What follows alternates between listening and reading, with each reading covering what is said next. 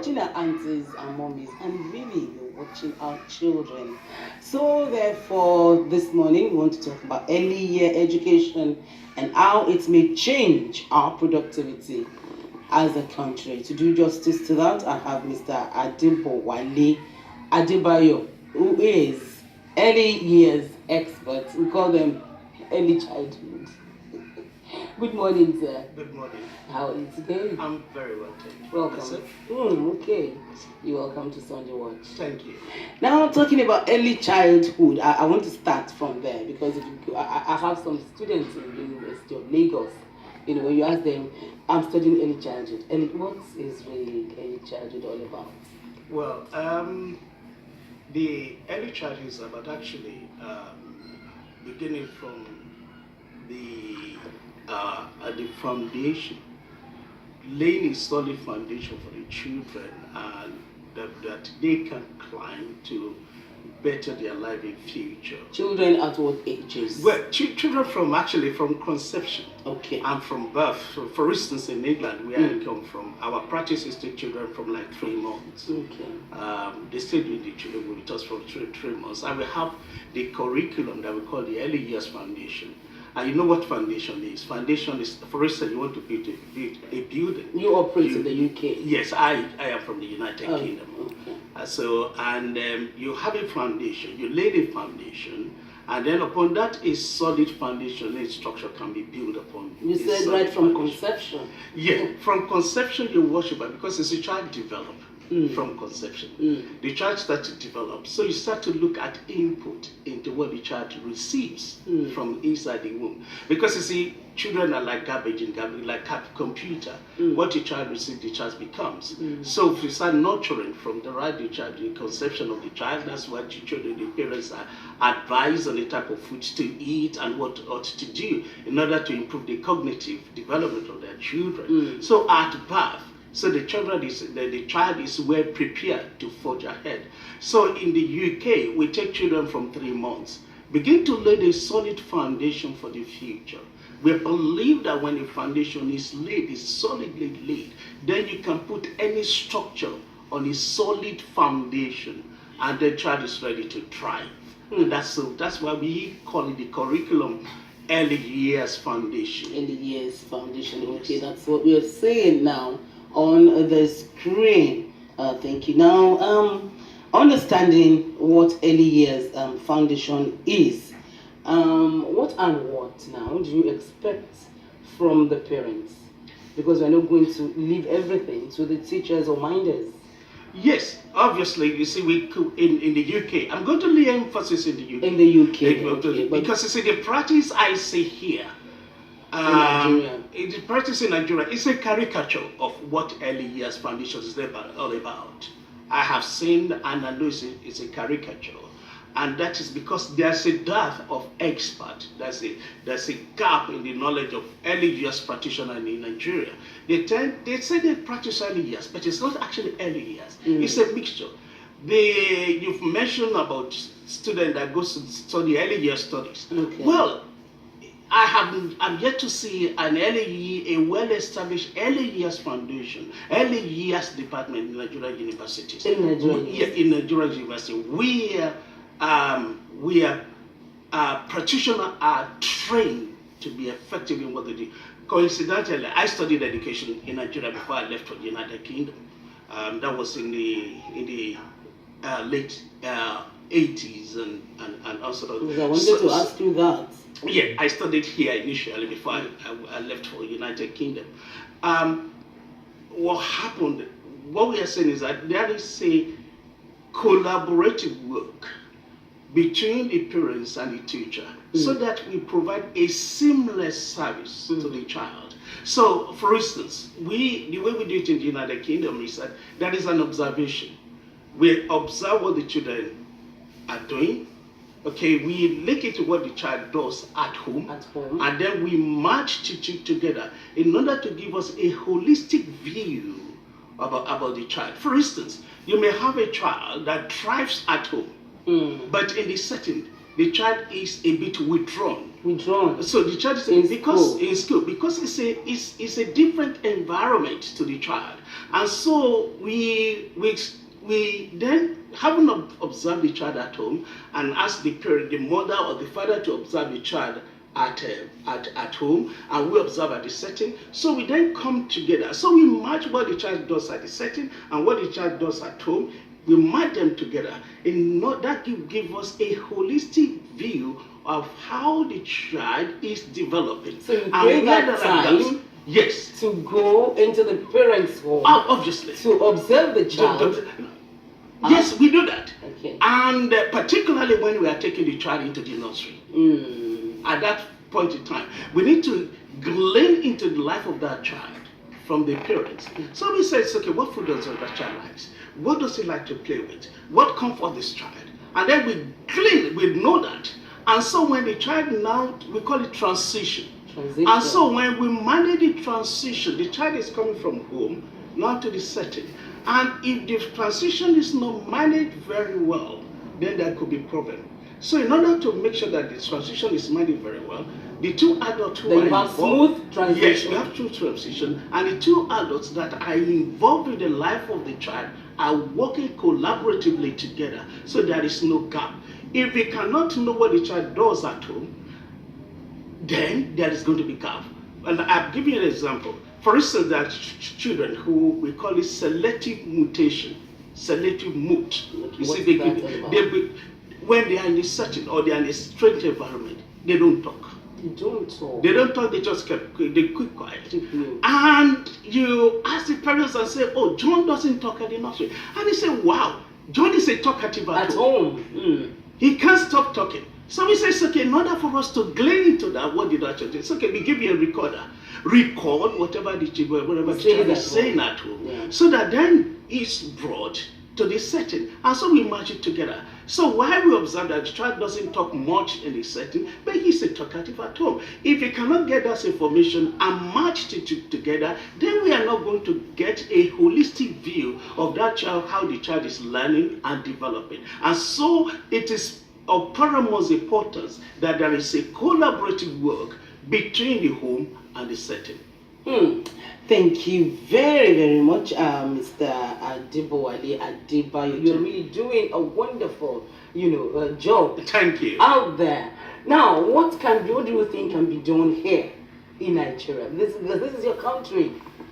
You belong to Nigeria. Obviously. You started from Nigeria. Yes.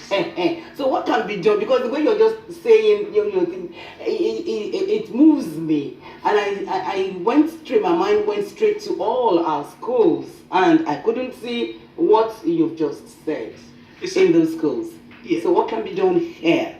Thank you very much. I'm here this morning because of my passion for early years. I've been practicing early years in England since 1992. 1992. Okay. I have worked in different departments, and so I have formulated a lot of policies. Most policies, early years policies that are formulated in England, in the UK. I have been heavily involved in formulation, particularly in the early years. So what could be done? One, the early years curriculum needs to change. Need to change if it's going to be effective. It's not good for service. You know what I mean? It's not good for service as it currently stands. For instance, let me give you a typical example. If I am studying early year studies at Unilag or at UI, for instance, where is my placement? My placement will possibly be in a primary school. My placement will possibly be in a secondary school. There is a difference between teacher training and early years training. They are not the same. But there is a misconstrue. Okay, those facts are misconstrued here. That the same thing, they mean the same thing. They are different. They are different. There's a difference. Early years takes care of children from. Yes, from 3 months. From 3 months to like 5 to 5 years. To 5 years in the UK. Okay, then you need specially trained teachers. Obviously, absolutely. You need specially trained teachers who understand child development, how children learn and develop, Okay, how children develop, what would it say? There are theories that form the foundation of what we practice in the UK. Unless there is an understanding of the what we call the underpinning knowledge. That's the teacher and the student. Exactly. That's it. That is how it should be. And we call it a one-to-one situation where the teacher can place a close observation with the child. That's a close observation. You are able to say, you are able to engage in what we call substantial thinking. Substantial thinking there is that the child is saying, it's okay, I'm pouring water. Oh, you are pouring water. Okay, where did you get water from? When you are in close working relationship with a child, you don't interfere, and we call it child-led. Okay, you don't interfere, we do interfere. You allow the conversation to naturally develop, and you ask the question. When you ask the question, do you engage in substantial thinking? So you're able to extend vocabulary, you're able to extend the child thinking. Okay, but it's not here. It's not the same here.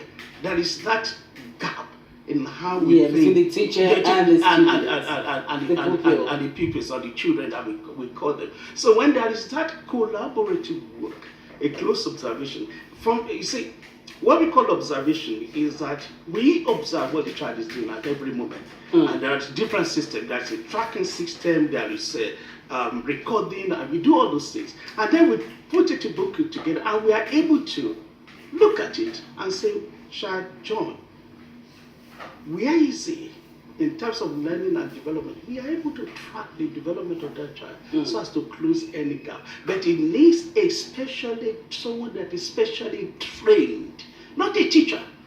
A primary school teacher, a secondary school teacher cannot do it. Cannot. It's impossible. So this one that you're telling us this morning, it is like we are going back to a drawing board, and do a special job there. Now you are in Nigeria. Yes. What are you going to do? Well, in an educational setting. I am going back to I'm going back to the UK first. Look at you. Going back to the UK. I'm going back to and this is Nigeria. And this is Nigeria. I would love to put something back into the system. I would love to get it right. I get upset when I see things that are done in a haphazard manner. I have some of my students. I lecture postgraduate programs in early years. In early years in England. So I have some of my students who have come here to establish schools, and also some of them they are back here. Maybe nursery schools. Yes, nursery school. But you see, it's still about the curriculum. It's still about the change that needed to be incorporated into the curriculum. We need to understand what is early years. How is it done in the developing world? So that we don't have to reinvent the wheel. The wheel has already been invented. We can build on the wheel that has been invented. We can invite experts to have an input into what we do. And then we pay too much attention on primary school, secondary school, and the tertiary level. And by the time we go there, it is too late. It is too late for us to make a definite impact. That is why you can have a degree here and not know anything about what you are doing. Because you see, the system of education is transmissatory, where we transmit information to the learner as opposed to participatory, where the student or the learner participate in the teaching and learning. Okay, the teacher stands and just dictate to you and tell you what needs to be done, and then you take it whole and single, and then you produce, and then you turn something. That is not an effective teaching. An effective teaching that places too much emphasis on cognitive development is a defective educational system, which is practiced in most developing world, not only in Nigeria, most developing world. Thank you for changing the world, because when you change the children, definitely you're changing the world. Absolutely. And when you teach the children, you're definitely changing the world and developing the world, because they're our future leaders. What else do you want our viewers to know about early years education before we leave? Oh, thank you very much. I'm just going to talk about that is the need for us to look at the curriculum. and to look at how we can tweak the curriculum, to look at how we can train expertise, early years experts who have a good understanding of what is early years and how it is practiced. And when we do that, we're able to train our children. For instance, in England, a 5-year-old doesn't need to know to be able to count up to 100. The maximum I will expect a 5-year-old to be able to count is about 10. But here, you've got to be able to count to million. You count to million. Nigeria. I think you're 5. I think you're 5. He doesn't understand it. You see, he don't understand. It's a Gogorian chant. But he knows it already. It doesn't mean anything. Okay, thank you very much. Thanks for coming on Sunday Watch Live. You still have to come. When are you leaving for the UK? I'm leaving on Wednesday. Wednesday? Okay, no problem. We'll see you sometime Thank you very much. Yes, Mr. Debo Wale Adebayo has been our guest this morning, and you've heard him talk about early years education, which is very, very interesting. We must key into that and train our teachers. Let them know their responsibilities to their pupils and everybody now, because our teachers are definitely our masters. Shana, thank you very much. Sunday Watch Live today has been on air by the special grace of God. And same time next week, we'll come here and do the same thing the way we used to do it. But make sure you pay your tax and do everything you're expected to do in Lagos State for Lagos State government to be alive to your responsibilities to and do what you want. Bye for now.